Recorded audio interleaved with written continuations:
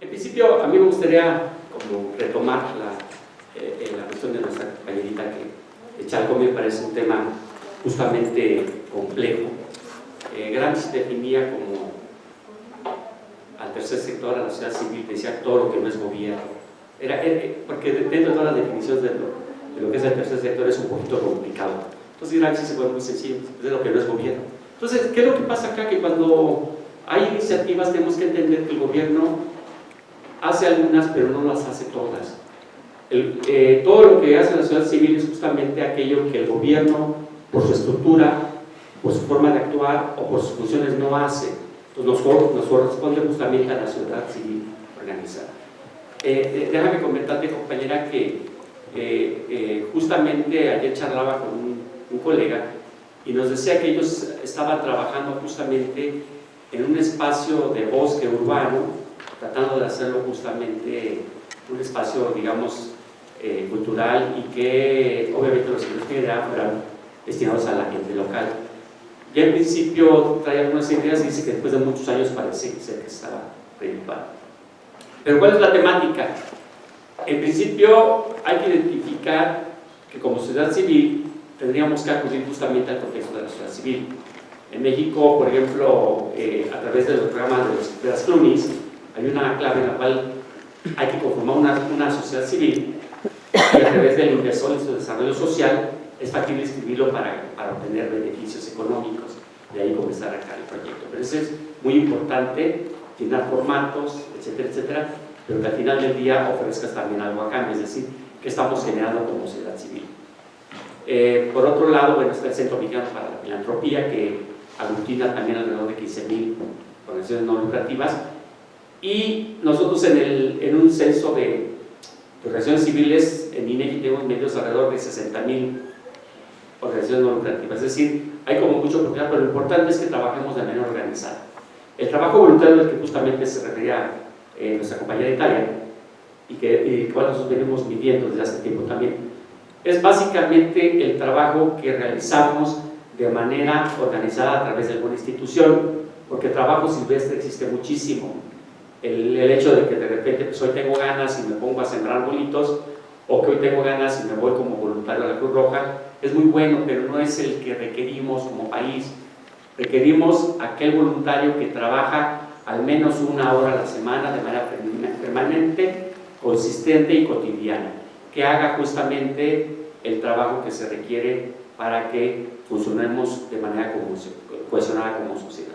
Entonces, yo creo que sí se pueden hacer cosas. Por ejemplo, estaba ahorita que comentabas, en Xochimilco justamente tenemos un sitio Ramsar, que son la zona lacustre de Xochimilco, otra cercana son las ciénegas de Lerma. Son sitios que por sus condiciones justamente, exactamente como los que ves en Chalco, son condiciones para la reproducción de la vida silvestre, para la rehabilitación de los mantos acuíferos, etc. Hay una lista mundial de los sitios Ramsar y creo que en México tenemos alrededor de 143. Entonces, quizá también podríamos buscar por ahí, declararlo de esa manera, ya que no es área natural protegida, pero a lo mejor puede coincidir con sitio Ramsar. Desde luego sabemos todo el tema de los subsidios para ese tipo de cuestiones, porque además no depende de un gobierno local, sino de un asunto global. Yo creo que sí, hay alternativas, y después, si quieres, con mucho gusto vemos que podemos apoyar. Muchas gracias. Y bueno, que no era mi tema, pero vaya, no me piché. Lo mío es básicamente este día platicarles un poquito de lo que estamos haciendo en el INEGI en materia de cuentas satélite de cultura, y que tiene mucho que ver con el panorama de los emprendimientos culturales y básicamente con el tema del cuidado del patrimonio cultural. Y la verdad que digo que andamos de metiches porque nuestro tema es dar cálculos globales macroeconómicos para la toma de decisiones, digamos, a nivel gerencial. Medir cosas como el Producto Interno Bruto de la cultura, como el número de empleos en la cultura, como la inversión y el gasto. Pero nosotros consideramos que siempre la información tendría que llegar a los diferentes niveles de la sociedad. Yo digo que cuando uno, por ejemplo, paga la energía eléctrica de las calles, de los postes y de las avenidas, todos los disfrutamos. Cuando nosotros pagamos, por ejemplo, por las autopistas, todas las usamos también. Si pagamos impuestos, pues tenemos derecho, por ejemplo, al alcantarillado, drenaje, etc. El tema es que con la estadística pagamos todos, pero solamente unos cuantos las utilizamos. Entonces es muy importante que nosotros nos pongamos la camisa de vendedores y saber que no solamente para políticas públicas se hace la información, pensar que no solamente para los empresarios se hace la información o para los académicos, sino también tenemos que llevar la información con la gente común que toma las decisiones cotidianas, con la gente que tiene que saber si hoy quiere sembrar X cantidad de productos en su tierra, tiene que saber en principio de qué tipo es el suelo, qué tipo de requerimientos tiene, qué nutrientes necesita. Entonces requiere información básica, requiere información al nivel de que cómo voy vestido hoy, si hoy está lloviendo o no está lloviendo, ¿no? Si llevo paraguas o no llevo paraguas, si llevo botas de hule o botas de cuero, cosas como esas tenemos que hacer información para que realmente sea toma de decisiones la que utilice este tipo de información. Yo lo digo así porque considero como economista que el tomador de decisiones más importante de la sociedad son los hogares, porque los hogares decidimos, por ejemplo, si un teléfono celular es aceptable o no es aceptable, ¿no? Si me gusta más pequeño, más grande, es el consumidor el que dice cómo se tiene que fabricar. El consumidor dice que ya esos tabiques grandes no le sirven, entonces el vendedor tiene que modificar para poder satisfacer los gustos del consumidor. Somos nosotros, los consumidores, los que pegando fuerte en el piso podemos decidir el destino de un producto o no. Entonces, asimismo tenemos que aprender, nosotros como generadores de información, a hacer información para los tomadores de decisiones más importantes, que es la sociedad. Entonces, en ese sentido queremos nosotros aterrizar más a una información que venimos haciendo en el INEGI. Y justamente la primera pregunta que nosotros nos planteamos es ¿por qué contamos? ¿Por qué hacemos números? En principio porque el lenguaje es complicado si no tenemos bastones que sinteticen grandes cantidades de cosas. Nosotros decimos, por ejemplo, que la numeración son un sistema adecuado que permite conectar cosas y fenómenos que son diferentes en unidades. De hecho, cuando revisamos un poco la historia, yo me acabo de meter un poquito a revisar ese libro maravilloso de Kramer, la historia comienza en Sumer, que realmente es fascinante. Deja enseñanzas en el tono de que valorar, hacer cosas a través de números permite revolucionar el lenguaje. Cuando reviso este libro, veo que justamente habla de que en el año por allá de 3.800 años antes de Cristo, ya los sumerios, los babilonios, los acayos, tenían esquemas de lenguaje complicados y esquemas de numeración que les permitían hacerlo más asequible. ¿Por qué contaban? Porque era necesario, por ejemplo, saber cuántos habitantes había y con ello saber con cuántos soldados contábamos para la cacería, cuántos para conquistar otro pueblo o cuántos campesinos tenemos para arar. Entonces era muy importante ya el tema de hacer cuentas. Y reviso un poquito la historia de los censos de población y veo que ya había censos de población en ese entonces entre los babilonios. Y digamos ya de manera como más rutinaria es con los romanos, donde ya empiezan a hacer censos de todo su imperio, y justamente en el año 5 antes de Cristo hacen un censo para todas las provincias, desde la Germania hasta Italia y pasando por los bretones, etcétera, etcétera. Y fíjense cómo esa coincidencia hay justamente con la Biblia, ¿no? Porque María y José se van a su pueblo para ser contabilizados, ¿no? Entonces hay mucho cuestionamiento de por qué se hacía esa contabilidad. Bueno, el principio fundamental de los censores en la Roma antigua era que contabilizar es un registro permanente de la gente, pero el interés era como para saber con cuántos ingresos fiscales podía contar en el tiempo, ¿no? Y con eso prevenir justamente si podía montar otros imperios, hacer guerras o formar más soldados todavía. Y de paso además eran los censores que mantenían la moral en las ciudades, ¿no? Entonces tenían como un trabajo muy importante y justamente el hacer ese tipo de contabilidad les permitía hacer un registro de todos sus recursos económicos, ¿no? Eso es un poquito la historia de por qué tenemos que hacer contabilidad, por qué tenemos que medir, por qué es tan importante que los números nos ayuden a hacer información. Es muy importante que a través de los números podamos medir, ¿verdad? Cuántos ríos tenemos, cómo es la orografía de los ríos, cuántas montañas tenemos, cuál es la extensión del territorio, con qué calidad o en qué condición se encuentran los ecosistemas, cuál es la extensión de los mismos, ¿verdad? Sabes dónde se encuentran las ciudades, los ríos, ¿no es cierto? Con la intención obviamente de ordenar el territorio nacional, dónde poner una escuela, dónde poner un hospital, ¿verdad? Dónde establecer los negocios, las carreteras. Ayer comentaba yo que cuando estuve trabajando justamente en el tema del indigenismo, con el Instituto Nacional Indigenista, veamos que de repente, justamente en la zona Guave de Oaxaca, de la que platicaba nuestra colegita, llegaba la gente de salubridad y decía, aquí vamos a poner una clínica de seguro para atender a la gente. Y la gente decía, no, ahí no. Y de todas formas el arquitecto decía, es que aquí queda muy bien, por esto, la inclinación, ganancia de calor, todos los cálculos. Y echaban a andar la clínica, la montaban muy bien y todo. Llegaban las épocas de lluvias y se inundaba la clínica y todo se echaba a perder. Era porque justamente no teníamos un conocimiento claro del territorio y de las condiciones.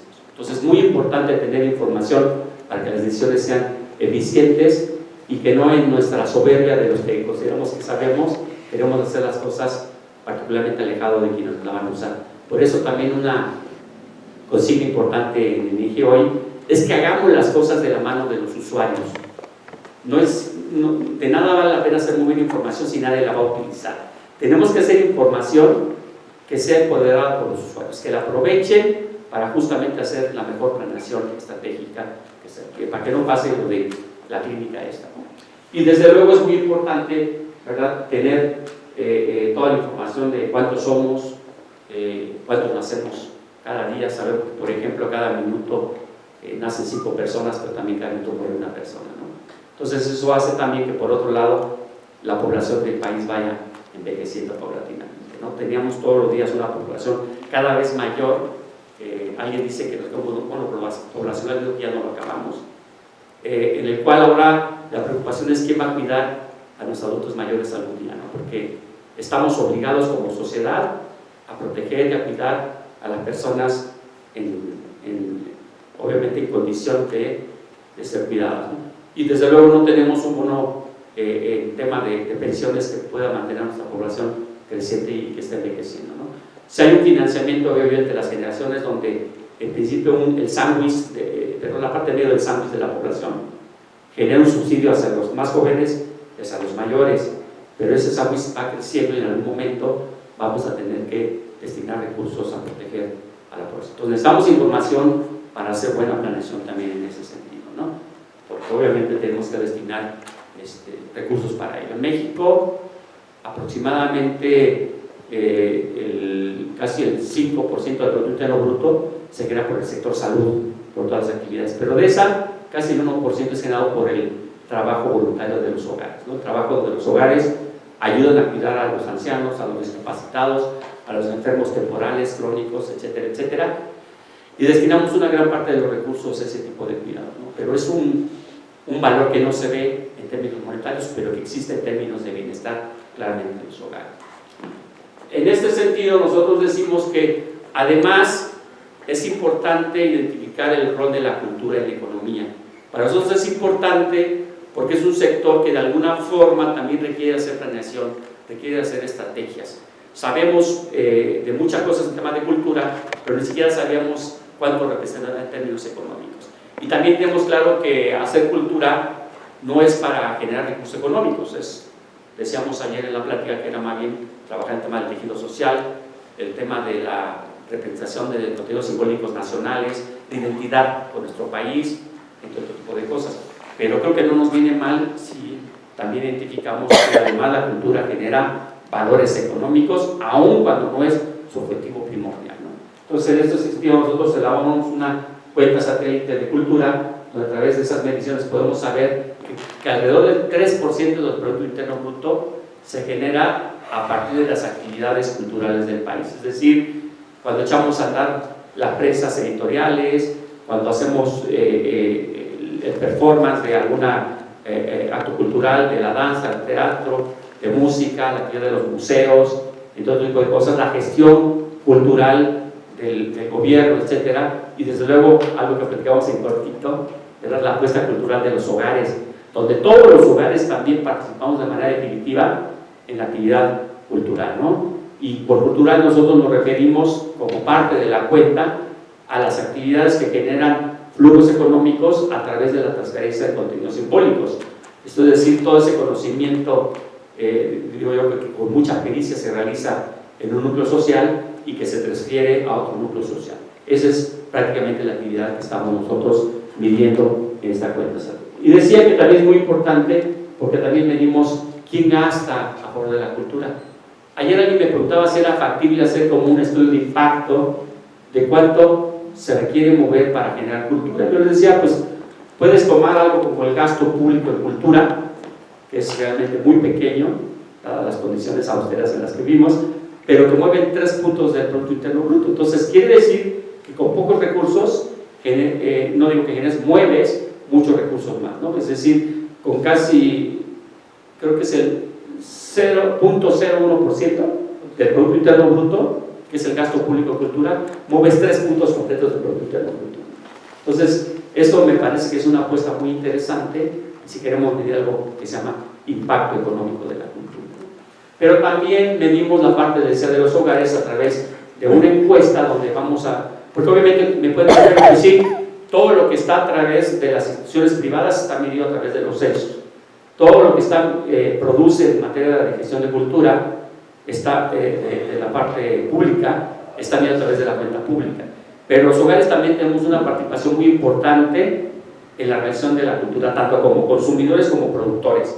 Entonces, hicimos más bien una encuesta, porque es muy cara y no tenemos por ahora presupuesto para repetirla, en donde nosotros identificamos, por ejemplo, quiénes son los individuos que generan cultura en el país y quiénes consumen. Vemos que los hogares son unos increíbles generadores de cultura, en donde, por ejemplo, tienen participación en las fiestas patrias, en las fiestas patronales, fiestas religiosas, fiestas cívicas.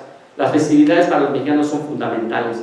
¿Quién de nosotros no ha hecho alguna vez participación en una tarde de Día de Muertos, en una posada, en una piñata?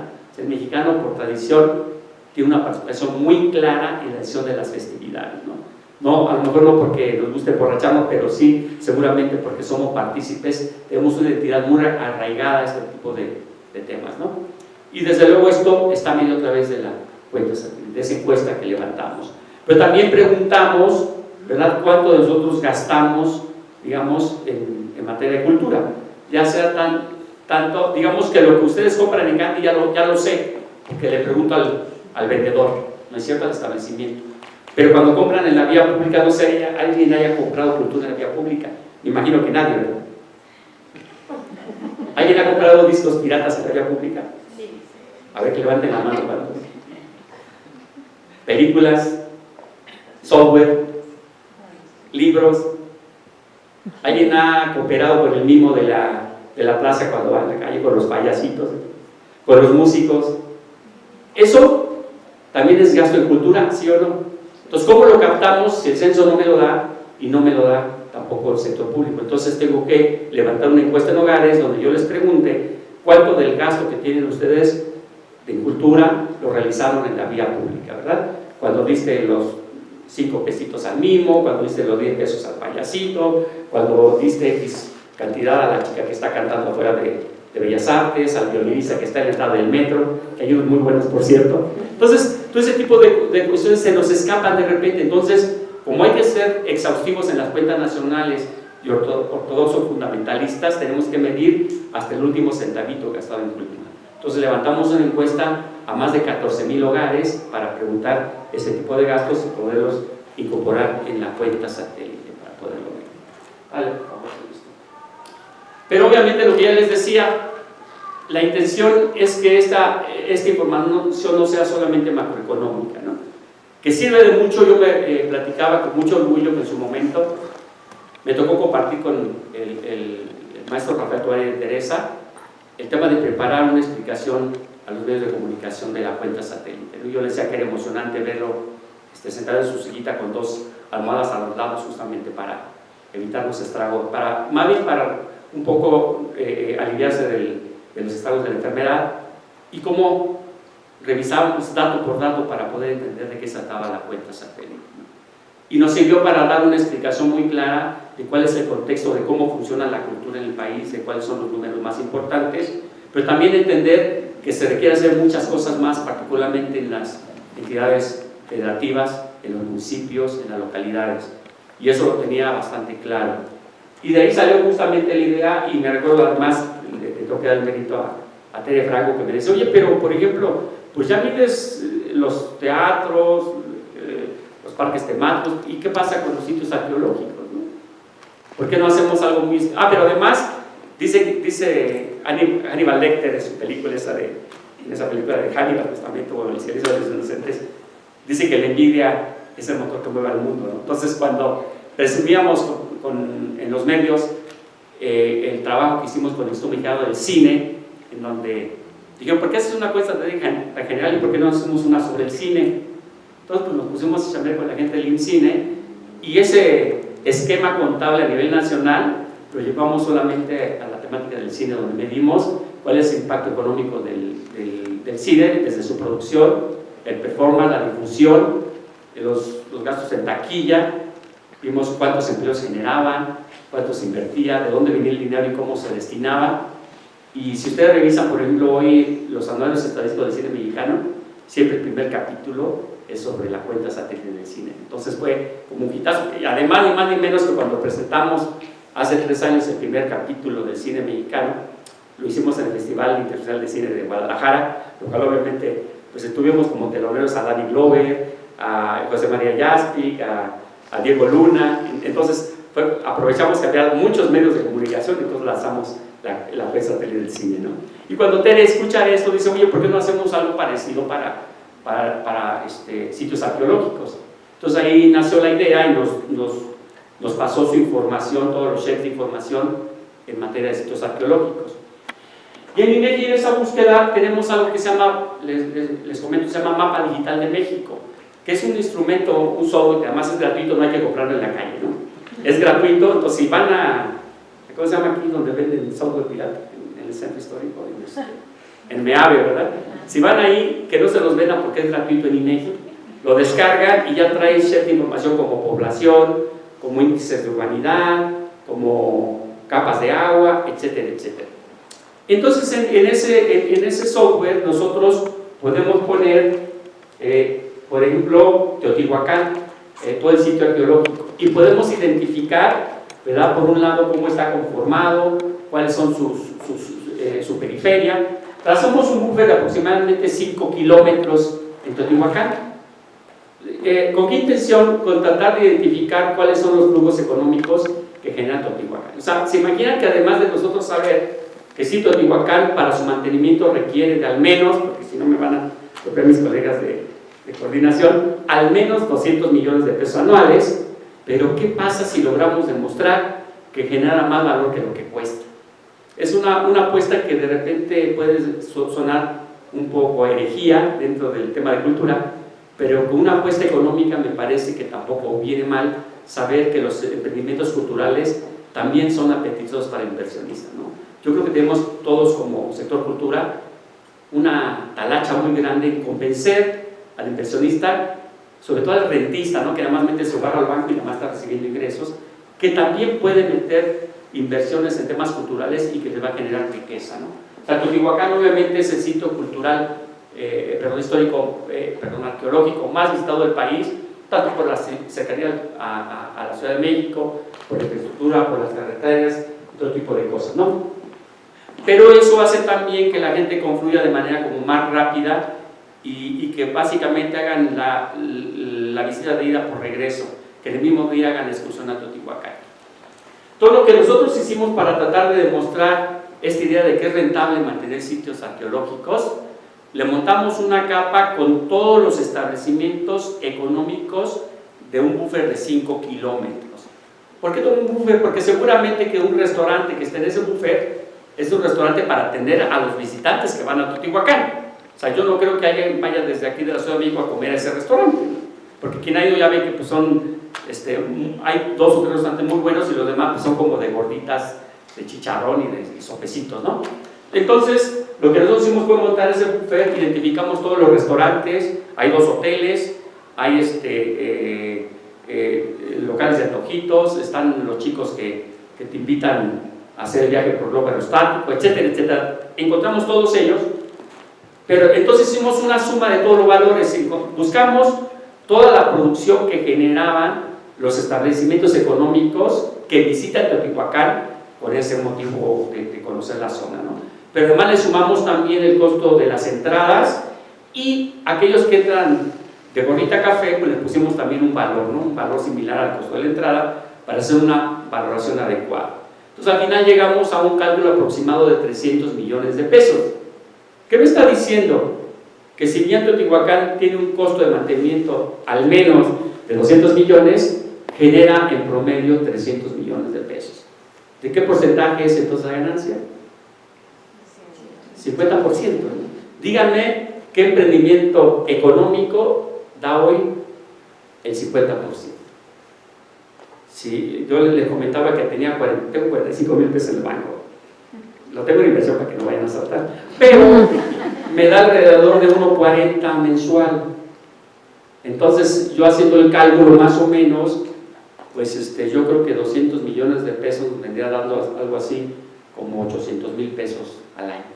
Entonces no hay hasta ahorita una apuesta, dada la posición de mercado, que nos dé tasas de rentabilidad tan altas, ¿no?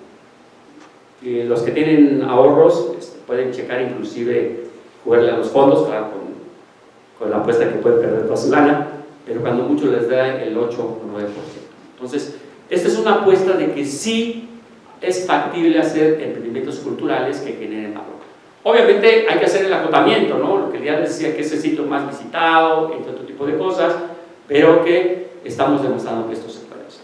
Y para hacer el cáliz también lo hicimos en áreas naturales protegidas. Revisamos el tema del área natural protegida de Arrecifes Cozumel, donde también encontramos mucho materia de trabajo. Le hicimos lo mismo, habitamos un buffer de 5 kilómetros, ahí sí hay muchos hoteles, hay muchos restaurantes, hay una apuesta muy grande en materia turística, ¿no? Entonces ya ni les digo, tranquilamente rebasó entre 10 y 20 veces más el valor generado por áreas naturales protegidas de Cozumel con respecto del costo de su mantenimiento.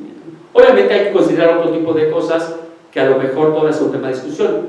Nosotros metimos, por ejemplo, el valor evitado de las aseguradoras por las primas pagadas, porque además se trata de una barrera natural anti-tsunamis, ¿no? Imputamos también el valor de los nutrientes generados, de la pesca, de los servicios recreativos y todo tipo de cosas, ¿no? Y encontramos que sí, tranquilamente es 20 veces más que su costo de mantenimiento. Entonces, son apuestas que desde luego tenemos mucho que discutir, pero que queremos demostrar que en términos económicos sí es rentable apostar por la cultura. Entonces, ahora la talacha es convencer a los que tienen varo justamente para que destinen emprendimientos hacia este lado, ¿no? Que vale la pena intentar en este sentido.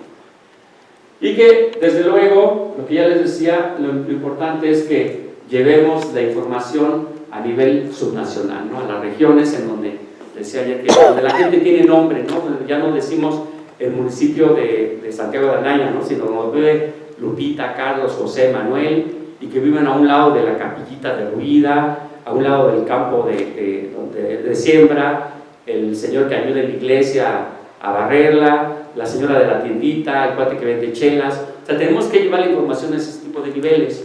Y justamente platicando, más bien aceptando la invitación del área de coordinación, los acompañamos nosotros a Santiago de Anaya. La verdad es sorprendente la intención de hacer cosas y creemos que se puede, ¿no? Decíamos, bueno, que también desde aquí les podemos ayudar, podemos hacer la referenciación del sitio, podemos hacer el check también de información y buscar todo lo que necesita. Estamos ahora haciendo en INEGI las cuentas nacionales de ecosistemas, donde estamos midiendo prácticamente toda la extensión de los ecosistemas del país, y estamos trabajando hoy en la condición, cómo se encuentran los ecosistemas, cuál es el nivel de salud que tienen los ecosistemas, ¿verdad? Porque sabemos que algunos están en condiciones totalmente de resiliencia, no tienen problemas, hay unos que están en irreversibilidad ya prácticamente, y otros están en umbral. Entonces tenemos que conocer también cómo están los ecosistemas para saber qué hay que invertir en ellos para recuperarlos y reponerlos, ¿no? Y en este sentido, obviamente, pues la idea es trabajar con los colegas de coordinación para ayudarles a hacer valoraciones económicas, para acompañarnos en cómo usar los instrumentos de georreferenciación para poder definir, ¿verdad?, cuáles son las condiciones del sitio y buscar nichos de oportunidad, ¿no? Estaba el tema de cómo, por ejemplo, una capilla derruida, veíamos que pues ya ni siquiera hay gente alrededor, tenemos la certeza de que justamente cuando hay una remediación del daño, seguramente se vuelven en polos de atracción poblacional, como ya lo mencionaba nuestra colega de Italia, ¿no? Y la intención es, desde luego, que generemos más valores económicos, que no solamente pensemos en el turismo, ¿no?, sino que hagamos apuestas de otro tipo en materia económica, pero que tengan mucho que ver con lo cultural. Porque aquí sí hay también un tema que siempre pongo sobre la mesa, ¿no? Una cosa es generar polos de atracción turística, pero también cómo lo hacemos para garantizar que los recursos también se queden entre la población local, porque a veces, ayer que platicamos con el colega de Acapulco, yo le comentaba que el gran problema en Acapulco es que pues hay muchos visitantes, pero sigue habiendo también muchos mexicanos locales que siguen moviendo la pasita y vendiendo tamarindos en la playa, ¿no? Entonces, como que esos recursos tampoco se han reinvertido justamente dentro de la población local. Entonces, las apuestas tendrían que ser, manejarse de manera integral, de manera que sí, queremos focos de atracción turística, pero también diversificarlo hacia otros sentidos, ¿no?, productivos, y por otro lado garantizar que los recursos se queden también en la población local, pero sobre todo que el visitante deje una huella inocua en la frontera ambiental, ¿no? Que no hagamos las grandes filas para desbordar la capacidad de carga de los sitios visitados tampoco. Entonces, en ese sentido nos parece que es muy importante para todos nosotros, obviamente, trabajar en el tema de con información estadística ayudemos a tomar decisiones para hacer justamente más dinámica la frontera del desarrollo de las comunidades, ¿no? El objetivo 8.9 de los objetivos del desarrollo sostenible es justamente el tema de promover el desarrollo de las economías locales, el desarrollo sostenible y de la sustentabilidad. Entonces, no es un tema sencillo, y del empleo, perdón, ¿no? Entonces, no es un tema sencillo, hay muchísimo que trabajar, y luego consideramos que apuestas como la que está haciendo hoy la coordinación para el mantenimiento y promoción del patrimonio cultural del país es fundamental, ¿no? Porque lo está llevando a un plano muy simple, muy abajo, en donde la gente realmente toma las decisiones.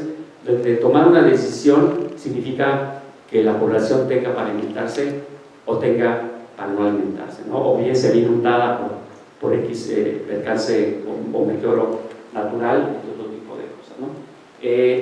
Dentro de la charla decíamos también que seguramente un polo de desarrollo como los que se están buscando ahora es además generar luz como para que la gente local también se integre al mismo proyecto, ¿no? Yo me recuerdo justamente la compañera de tal, unos casos que yo, cuando estábamos trabajando justamente zonas marginadas en una asociación, teníamos de llevar el seguro popular a las zonas, digamos, del cinturón de miseria de la Ciudad de México. Veíamos también como por ejemplo, queríamos poner un centro comunitario, en ese entonces con Azupo y una bodega horrera, porque ya no hay horrera sino bodegas horrera, y básicamente empieza a haber justamente transporte público, empiezan a entrar microbuses, se hace carretera, y justamente esa organización, te das cuenta, es muy claro cómo van aventando lejos la miseria, van aventando la violencia, van aventando las drogas, la delincuencia. Entonces, consideramos que si polos económicos de atracción generan dispersión, generan alejamiento de la violencia y de la droga, desde luego polos turísticos pueden lograr más. Yo estuve en Medellín hace unos años, justamente hace 3-4 años, que fue considerada como una ciudad innovadora en el mundo, una ciudad ejemplar, y me recuerdo el tema del teleférico cuando llevaban hacia las comunas, ¿no? Conocí a Medellín en el tema cuando decían metrallo en lugar de medallo, por la violencia que trascendía cualquier hogar, y después de varios años regreso a Medellín y veo totalmente diferente. Ahora además han apostado por el tema de los grupos de música, de sus orquestas de cuerdas, de su sinfónica infantil. Entonces te das cuenta cómo van evolucionando. Antes los niños buscaban un poquito, desde los 15 años querían de regalo una mini Uzi, ¿no? Hoy los niños piden un violín o un violonchelo. Entonces es una buena apuesta que demuestra que los foros de atracción poblacional a través de la cultura tengan mucho más ganancia, y reitero, se torna más apetitoso para el empresario. Entonces la talacha la tenemos todos de llevar este tipo de ideas justamente a quien toma decisiones, pero también quien tiene el recurso para, en lugar de estar esperando mecenazgos o mendicidad, llevemos justamente un banquete apetitoso que diga, no inviertas de este lado sino aquí, hay banquetes que vale la pena explorar. Yo considero que desde esta frontera la información para la toma de decisiones es fundamental. Yo no digo que nos dé la guía, el mapa de ruta, cómo hacer las cosas, digo que nos da mucha claridad para iluminarnos, para entender que la estadística alumbra también, ¿no? Porque ayer, como comentaba, a veces hacer buenas cosas con muy buena intención, sin conocimiento, es como un buen reparto de ignorancia también, ¿no? Muchas gracias.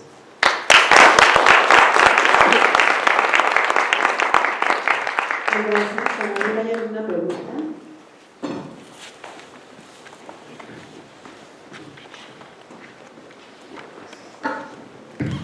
Hola, muchas gracias por su presentación. Tengo dos preguntas más o menos cortas, creo. La primera es, ¿dónde se puede consultar la información de su censo sobre cultura? Si es posible consultarlo, digamos, fácilmente o hay que hacerlo como más institucionalmente. Y la segunda es, ¿cómo cree usted que podríamos medir, por ejemplo, el impacto económico de los desastres en cuanto a patrimonio cultural? Bueno, la primera es en la página de INEGI te metes en una sección que dice PIB y cuentas nacionales, le das un clic y te lleva a cuentas satélite y ahí se ve la de cultura. Le das un tercer clic y entras a todos los datos. O sea, con 3 clics puedes llegar a la página. ¿El primer clic fue a dónde? Es PIB y cuentas nacionales. El segundo, bueno, es más, desde que le das a PIB y cuentas nacionales ya te aparece todo el desplegado y hasta abajo dice cuentas satélite. Y le das cuentas satélite y ahí viene ya la de cultura. Y tenemos cultura, vivienda, salud, instituciones sin fines de lucro, la que les decía de las ONGs, la cuenta del trabajo no remunerado, que es realmente apasionante porque demuestra cómo la carga de trabajo nacional parece ser que a nivel total, ¿verdad? En la carga laboral de trabajo parece que los varones trabajan más que las mujeres, pero cuando sumas todo el trabajo no remunerado y mides la carga total del trabajo, las mujeres trabajan una tercera parte más que los varones, ¿no? Entonces es una cuenta muy interesante. La cuenta de salud que te comentaba, la cuenta de vivienda, donde podemos ver justamente algo tan interesante como quién financia las viviendas en el país. Vamos a ver que a pesar del Infonavit, FOBIST, etcétera, quien otorga mayor financiamiento a la producción de vivienda somos los propios hogares, ¿no? La autoproducción de la vivienda en un 40% es hecha por los hogares, es algo importantísimo.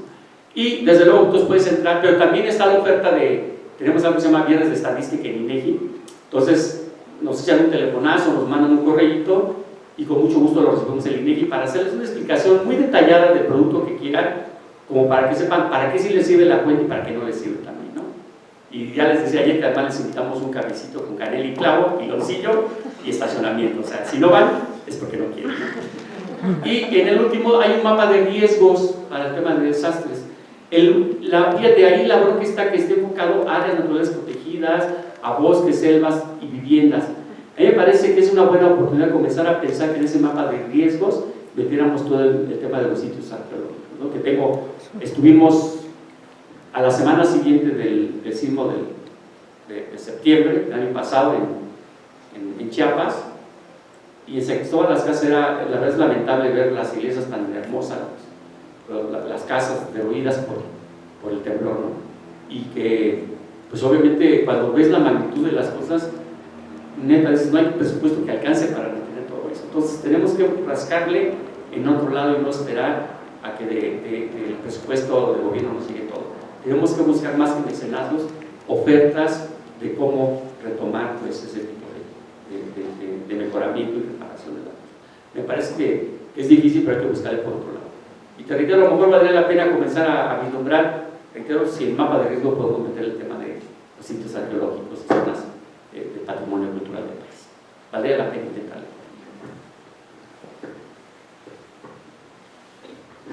Hola, yo tengo muchos prejuicios con respecto a esto de ver al patrimonio cultural desde esta perspectiva de la rentabilidad, porque siempre me parece, ¿no?, que hay una parte ética, ¿no?, en estas cosas que de pronto no se toma en cuenta, ¿no?, que tiene que ver con la conservación y la restauración justamente. Por ejemplo, yo citaría el caso de estos pueblos mágicos, ¿no?, que a los que se les dio mucha importancia y que seguramente son muy rentables, o sea que seguramente en términos económicos, como tú ves la cuestión del patrimonio cultural, hace que las comunidades se vuelvan muy rentables, pero desde mi punto de vista el aspecto cultural de las comunidades se ve seriamente afectado. Entonces, y me refiero en concreto a este caso porque, por ejemplo, en toda la gestión de Peña Nieto no se hizo una sola declaratoria de zona de monumentos culturales, que es lo que tiene por ley el instituto crear, ¿no? Zonas declaratorias de zonas de monumentos, y se le dio un impulso impresionante a lo de los pueblos mágicos, que a mí desde el nombre que le pusieron me parece aberrante, ¿no?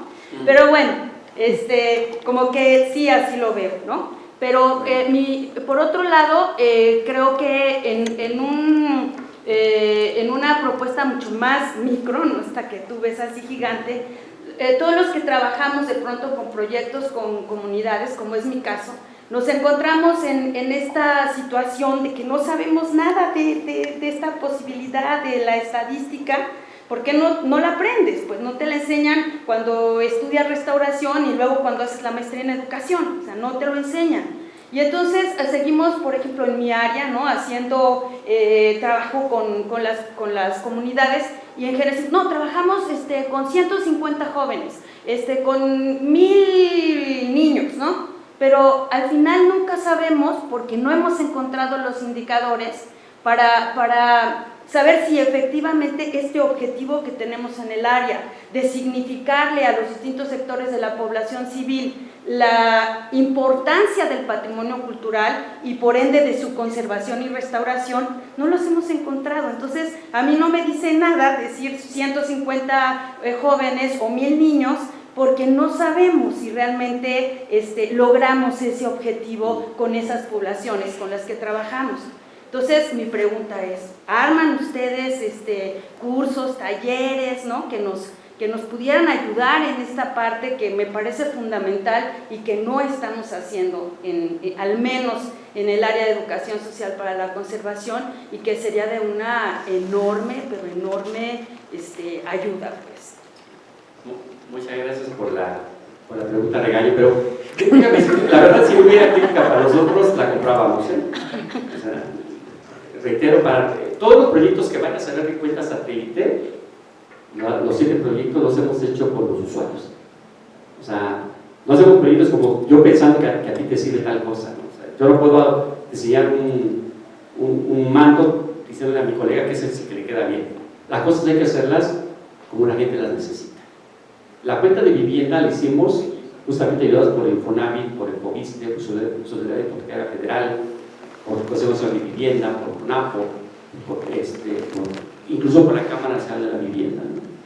La cuesta de cultura obviamente la hicimos con lo que entonces era con ACULTA, con el INPA, con el INA, con la Cultura Económica, con el Politécnico, con la UNAM. O sea, tienen que estar todos. Hasta Piedra lo invitamos, por ejemplo, ¿no? Que es el que siempre daba cálculos muy económicos del tema, ¿no? La cuenta de turismo la hacemos con migración, con el ejército, que en este caso es Banqueso porque tiene todos los datos de los autos con visitantes que entran en el país, con la Secretaría de Turismo, con estos amigos de Fomento al Turismo, con el Banco de México. O sea, cada una de las cuentas satélites se realiza acompañado de los usuarios, porque para nosotros es importante lo que te decía, que la información se utilice, y requerimos que el usuario se empodere de los cálculos. Ayer les decía, y lo mismo se los digo hoy, agarre la presentación, difúndala, duplíquela, no tiene derechos de autor, pone tu nombre y úsala en tus clases, o sea, no pasa nada. Nuestra chamba es que los usuarios se sientan cómodos utilizando información para que tomen buenas decisiones. Entonces, los talleres los damos con mucho gusto. El taller de mapa digital de México, donde vamos a hacer una organización, también los damos, son gratuitos. Si tú me dices que quieres ir al INEGI, te recibo con mucho gusto. Si quieres que venga a tu salón de clases, venimos al salón de clases a apoyarte. Reitero, yo ya estoy pagado por el hecho de que ustedes me escuchen, por el hecho de que usen mi información. Estoy más que pagado y más que satisfecho. Y al revés, la gracia se la damos nosotros porque es mi chamba. Ayer les decía que justamente para nosotros nos vemos como que si vamos a una fiesta, nosotros somos los meseros, para que tú comas y bailes a gusto. Y si quieres también me pongo a tocar música para que bailes. Lo importante es que ustedes entiendan que INEGI está para que haya información. Aquí sí, pero las decisiones las toman ustedes. Nosotros no podemos ser juez y parte. No quisiéramos, cuando escuchaba yo a mi coleguita de hablar del tema de Chalco, yo rápidamente me enamoré, quisiera estar ahí para ver cómo ayudar, pero eso lo puedo hacer como profesor. Ya como dije, no me toca más que ayudarles con la generación de información, recomendarles cosas, pero todas las decisiones las hacen ustedes, ¿no? Y en efecto, a veces llevar la información al territorio de lo personal es complicado y estamos chambeando con eso. Si tú te metes a la página del INEGI nuevamente, vas a ver que de entrada aparece, cuando le das a la cuenta de cultura, aparece una grafiquita donde dice cuánto es el PIB de la cultura y con qué participa cada sector. Eso está hecho para que el común de la gente los pueda entender. Pues si ya quieres, si tú eres especialista en datos y te gusta utilizar, no sé, Open Data y ¿cómo se llama? El Tableau para manejar cosas, pues ya te metes. Tenemos también todas las tripas de los cálculos, tenemos todos los microdatos. O sea, estamos pensando en los diferentes perfiles de usuarios, porque queremos que todo el mundo lo entienda. Y te digo, bajar del nivel macroeconómico de la web satélite, hacer una mini cuenta para cine ya fue un gran logro. Estamos ahora trabajando con FONAR para que también los artesanos sepan, uno, que artesano no es el que trabaja permanente de artesano, sino todos aquellos que hacemos una pieza de artesanía, de orfebrería, de cartonería, armamos una piñata, también ponemos nuestro granito de arena, desde lo que es la frontera del no mercado. Y también le estamos llevando con la gente de teatro también, y bueno, ahora estamos con coordinación del patrimonio cultural, y con quien guste también podemos hacerlo. En la web satélite vienen medidos todas y cada una de las casas de cultura del país, todas las escuelas que tengan algo que ver con la transmisión de conocimientos simbólicos. Están medidas las oficinas de gobierno. Por ejemplo, alguien dice, ¿por qué Hacienda? Porque Hacienda tiene históricamente su CINIC y su museo que transmite películas, y etc. Entonces, tiene que estar acá. Tenemos medidas hasta los dragones de la Policía Federal, o sea, todos esos están medidos, porque tenemos que ser exhaustivos, para que tú cuando uses nuestro dato, sepas con toda confianza que es un dato de calidad, un dato hecho con apego a una metodología internacional y que pasa todas las pruebas estadísticas que quieras, ¿no? Inclusive publicamos los datos de la encuesta de cultura, pero solamente publicamos aquellos que pasan las presiones estadísticas. Si no pasan las presiones no los publicamos, porque es nuestra obligación solamente dar datos de calidad, pertinaces, veraces y oportunos. Si no las pasan no los vamos a publicar. Pero quien guste verlo, por ejemplo, en su momento Rafael Tobar y César nos decía, oye, ¿se acuerdan aquel tema de la emergencia con Michoacán, que se fueron todo el mundo a ver qué hacemos con Michoacán? O sea, no me puedes dar un cálculo de cómo es en Michoacán. O sea, te lo voy a dar, pero para análisis interno, porque no pasa presiones estadísticas. Si lo que requieres una visión, te puede servir, pero no se puede publicar porque la encuesta no está diseñada para ser representativa a nivel estatal. Y sin embargo, cuando vi los datos le parecieron muy lógicos y por ahí se pueden ir armando cosas. Una cosa es lo que nosotros vendemos desde fuera a nivel general, pero otra cosa es ya cuando la gente aprende a usar la información. Creo que le saca muchísimo más jugo. Muchas gracias. Yo sí te voy a tomar la palabra. Cuando gustes. Para cerrar el comentario de Raúl sobre esa pregunta, es muy importante porque al final sabemos que es un tema que trastoca, ¿no? Fronteras filosóficas, antropológicas. Sin embargo, por eso los manuales hacen un gran reconocimiento que lo que mide este instrumento económico es el flujo económico derivado de las prácticas culturales, ¿no? Porque sabemos que los valores estéticos, religiosos, históricos serían imposibles de lograr. Okay. De hecho, hoy está Manuelito, que en realidad yo nada más le ayudo a vender las cosas, pero el que dije fue Manuel Tapia, que algunos ya conocen, nada más que el señor se fue a Guatemala a discutir algunos temas de este tipo, y en Japón, el próximo mes, se va a discutir justamente la introducción de un manual internacional de buenas prácticas en materias culturales. Entonces, queremos que México tenga presencia ahí también y que peguemos fuerte en la mesa, ¿no? Ojalá. Yo lo que quería preguntar es si en esta cuenta satelital el ejercicio que nos mostraron de Teotihuacán también existe el ejercicio para algunas otras zonas arqueológicas o solamente se realiza en este momento como ejercicio. Sí. Mira, estos ejercicios todavía son experimentales. De hecho ya tenemos datos, pero cuando les ponemos datos les ponemos simulados. Te voy a decir por qué. Ahí tenemos un problema con el tema de la confidencialidad. O sea, nosotros manejamos toda la información de cada establecimiento con nombre y apellido. Te decía en el tema de Teotihuacán, ahí hay 2 establecimientos, 2 hoteles nada más. Si yo doy los datos, es muy fácil de inferir, ¿verdad?, quiénes son los que están. Ya yo rompe a quién pertenece el valor económico de los hoteles, ¿no? Y simplemente el hotel A va a decir, a ver, si son 200 y yo hice 70, pues aquel cuate produce 130, ¿no? Entonces, estamos violando el derecho a la confidencialidad, ¿no? Entonces, ahí sí es muy importante señalar que este tipo de instrumentos lo hacemos solamente acompañando al investigador. En este caso, lo que yo te decía, que Feria Franco nos pidió que los acompañamos en este trabajo y los ayudamos, ¿no?, para darte un matiz. Y ya cuando sacamos un resultado, se lo hemos agregado 200 millones, 300 millones, no le podemos decir tanto de hoteles, tanto de camiones, tanto, etcétera, para no romper con la cuenta. Entonces, todo lo que vas a ver en la cuenta satélite, todo está protegido, ya vienen agregados, ya está por clase de actividad económica, de manera que no se sepa el nombre y apellido.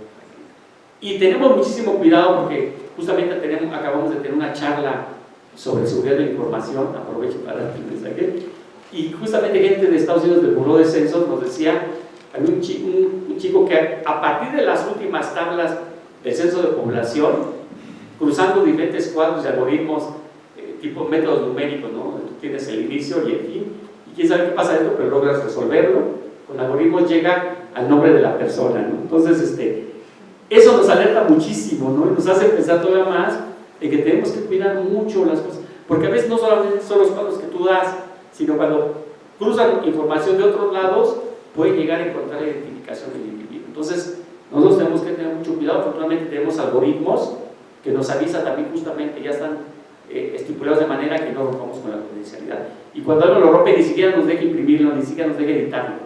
Entonces estamos ahí. Entonces, todas estas investigaciones que estamos haciendo, no estamos dando valores para evitar, y cuando los damos, ponemos estos datos simulados, ¿no?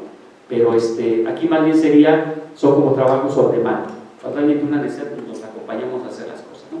Próximamente sí vamos a sacar los datos de las cuentas de ecosistemas, que justamente es la unidad matriz donde surge este tipo de ideas. Ahí podemos meter cosas como las ciénegas que te decía de Lerma o el sitio Lacuse, y seguramente ahí pues vamos a poder vislumbrar el tema de Chalco.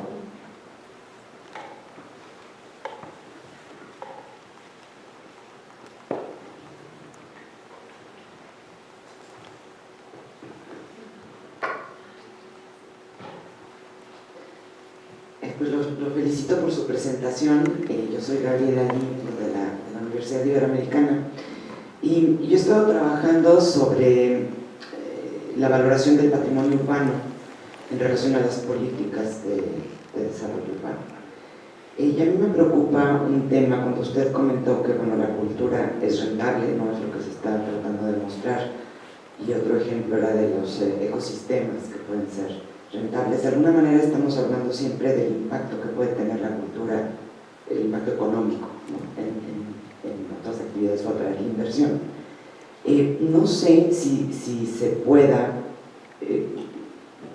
generar también datos sobre el valor intrínseco del patrimonio, ¿no? Hace un momento hablaban que bueno, es muy difícil pensar en medir el valor simbólico o el valor histórico, pero creo que es importante ver en qué medida se le pueden poner cifras también a esto, porque yo lo que he visto es que aunque hay muchas áreas que tienen una delimitación para su protección en zonas urbanas, la realidad es que cuando se sabe que son áreas que atraen la inversión, pues el único número con el que se trabaja es el valor del suelo. Y entonces pues ahí empieza irremediablemente la destrucción del propio patrimonio que queremos conservar. Entonces me parece que es un tema gravísimo y que ha sido poco atendido, ¿no? Yo estoy como buscando luces de cómo entrar a este asunto y pues le voy a tomar la palabra para poder trabajar de la mano con ustedes. Una pregunta muy puntual es si tienen capas de información sobre los polígonos de zonas de monumentos históricos, de áreas de conservación patrimonial en el caso de los municipios o en el caso de la Ciudad de México, que se puedan consultar en esta subcuenta de cultura. Porque me he encontrado con que esos shapes, toda esa información georreferenciada, evidentemente existe en manos de las instituciones que las declararon, pero no te las prestan. Y nosotros llevamos ya bastante tiempo generando estas capas para poder trabajar estos temas. Gracias. Muchas gracias. En todo sentido va mi respuesta. En principio, por lo general, son las instituciones, como tú dices muy bien, quienes poseen estos shapes de información. Entonces yo les anticipaba que aquí fue Tere Franco de Lina quien nos dio la información en shapes, porque nosotros no la generamos. Sin embargo, a lo mejor sí podemos comenzar a identificar una iniciativa para contactar a esas instituciones de información, pues sí tenemos que armar como un proyecto de decir para qué queremos las cosas. Y desde luego nosotros con mucho gusto te acompañamos porque nos parece que el mismo información tiene que ser pública, ¿no? Tengo el caso particular con, o sea, CEDUBI le hemos pedido como institución que nos preste los shapes, no hubo manera. Bien. Bueno, ahora también la idea es que también nos pasa a nosotros, ¿eh? No porque tengamos la información significa que la gente nos dé la información inmediatamente. Por ejemplo, nosotros en temas, fíjate, justamente de turismo, para identificar, las encuestas en hogar son bien caras, ¿no? Pues queríamos saber qué gastaban los visitantes nacionales e internacionales a los sitios arqueológicos, a las áreas naturales protegidas, para vincular justamente estos proyectos. Entonces utilizamos la información de Banco Bilbao Vizcaya Bancomer, pero obviamente es información que no me dan a mí, sino que ellos hacen todos los procesos. Nos pasaron alrededor de 300 millones de transacciones a la semana para identificar cosas como del monto de las tarjetas, en qué gastaron, si en hoteles, si en entradas a museos, si compraron tarjetas postales, si compraron alimentos y bebidas, si fueron a un restaurante. Todo es un resultado muy bueno. El tema está que pues ya nos dieron la información por un año, pero pues esa información cuesta, y la verdad cuesta muchísimo, porque simplemente el procesar la información requiere de científicos de datos y con instrumentos de cómputo realmente carísimos, o sea, van más allá de lo que hablábamos del supercómputo, pues, ¿no? Entonces, es caro tener ese tipo de información. Y desde luego, pues, no podemos obligar a Bilbao Vizcaya Bancomer a que le siga procesando dando información, ¿no? Pero yo creo que siempre las estrategias de negociación son muy buenas, o sea, como por ejemplo, yo antes había tenido ya la información de patrimonio cultural en esos sitios arqueológicos, pues no era pública o no sea pública. Pero después de platicar con Tere y decir, pues yo le puedo sacar ventaja, porque es información que le va a servir al mismo INAH, pues en ese momento hacemos un acuerdo, me pasa la información y le devuelvo conocimientos sobre los sitios arqueológicos. A lo mejor podría ser esa la oferta, ¿no? Como que negociáramos con la institución, y como decía, pues te vas a ver en esta radiografía, ¿no? Como que junto con nosotros, y nosotros te ayudamos allá al procesamiento de la información, es lo que pudiéramos apoyarte, y que ellos mismos se vieran beneficiados. Cuando nosotros le pedimos información a la Bimbo, a Coca-Cola, a las empresas, pues obviamente ya los tenemos hartos, porque dice, ya me preguntaste un censo, luego me pides encuesta, luego me pides servicio, luego me pides transporte. Tienen razón. Entonces lo que nosotros buscamos hacer, abreviar las cosas y hacerles, pero también hacerles sentido de que la información les va a servir a ellos, de que ellos se van a beneficiar con saber cuál es su nivel de producción, los ingresos, los gastos, los impuestos, etc. Entonces, yo creo que aquí el tema, no solamente con tu caso, sino con el caso de todos, es hacer negociaciones donde generamos relaciones gana-gana, donde ganemos como usuarios de información, pero también el informante se vea beneficiado con este tipo de datos, ¿no? Entonces, yo creo que ahí la fórmula mágica es involucrar al usuario con los procesos estadísticos. De otra forma, pues, yo mismo te lo diría, ¿para qué toda información si a mí no me va a servir? Hay que cambiarle la estrategia en ese sentido, ¿no? Y por otro lado, en el tema de valoración económica, el tema de valores científicos es complicadísimo. Por lo general, la recomendación para cuentas de ecosistemas es usar valores de cambio. Nosotros ya tuvimos una charla con la gente justamente de la Universidad Iberoamericana con el tema de covalor, donde traían valores justamente a través de insumos, valoración contingente, y cuando vimos, por ejemplo, la producción de limón en un estado, me decían, pues es que valoraron en 5 millones de pesos la producción de limón. Le digo, con esa forma de valorar, que de entrada no saber cómo lo hicieron, pero cuando es costo de 5 millones de pesos, puede decir, cualquier municipio gobernador es que se muere el limón, no pasa nada. No se tiene términos económicos 5 millones de pesos, nada absolutamente. Entonces, la evaluación económica tiene que ser de tal manera que le haga sentido al común de la gente y que pueda ser coincidente con el valor apreciativo de las cosas. Si yo tengo un valor, una evaluación muy buena y muy fina, pero si no coincide con el valor apreciativo, con la percepción que tiene el común de la gente, entonces voy contrario justamente a lo que es el conocimiento y el entendimiento de los fenómenos. Entonces, las cosas se tienen que hacer de una manera que sean sensibles y que sean perceptibles por el común de la gente. Cuando nosotros valoramos, por ejemplo, el tema del agotamiento de los recursos naturales o de las emisiones, yo me acuerdo que alguien me decía, oye, es que yo no te creo que sea tan alto el costo para remediar la contaminación de las zonas metropolitanas del país. Yo decía, pues párate como los policías de tránsito 1 hora en un semáforo y me vas a decir si hay contaminación o no en la Ciudad de México. Los costos de mantenimiento, reparación del daño a mitad del país son de alrededor del 4% del Producto Interno Bruto.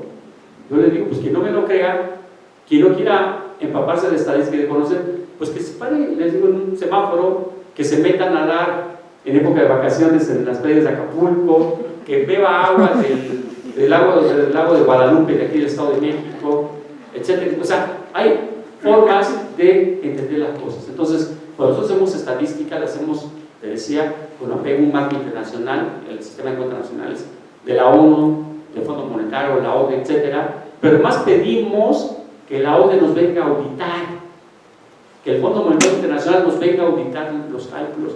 La UNAM les acabamos de pedir que nos haga una revisión de cómo calculamos el producto. ¿Por qué? Porque queremos servir mejor a la gente, y la única forma de servirle a la gente es entender sus necesidades. Por eso dije al principio, si yo no tengo críticas, yo las pago, porque necesito saber si soy útil o no a las necesidades de la gente. Y la invitación queda en pie, el único requisito es que me manden al menos un día antes las placas de su vehículo y todo para hacer el lugar y darles estacionamiento. ¿Y a qué hora vienen? Porque si es temprano hay tamales y si está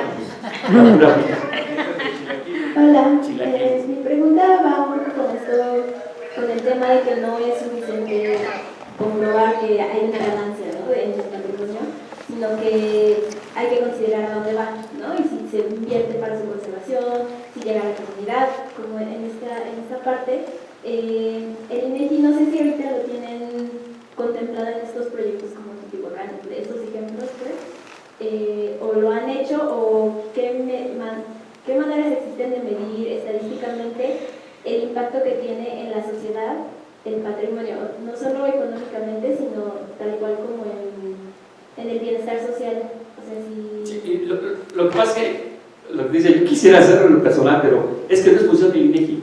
El INEGI es decirte una radiografía económica de cómo funciona la sociedad, y a veces una radiografía social como es a partir de la cultura, la vivienda, etc.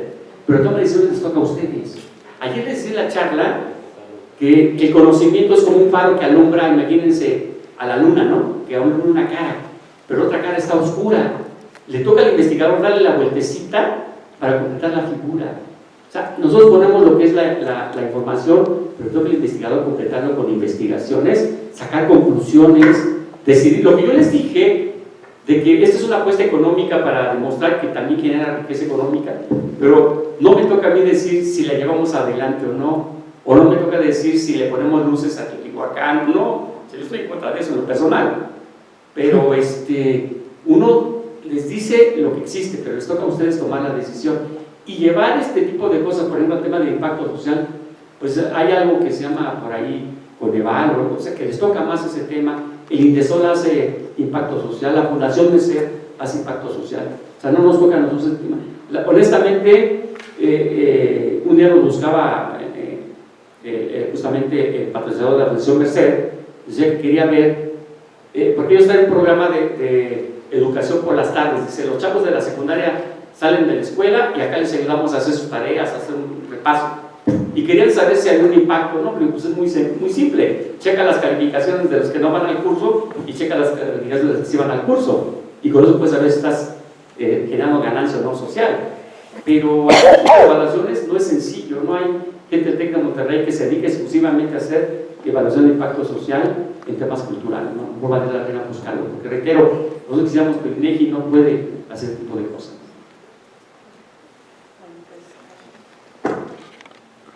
agradecemos a Raúl su ponencia y la atención a todas las preguntas.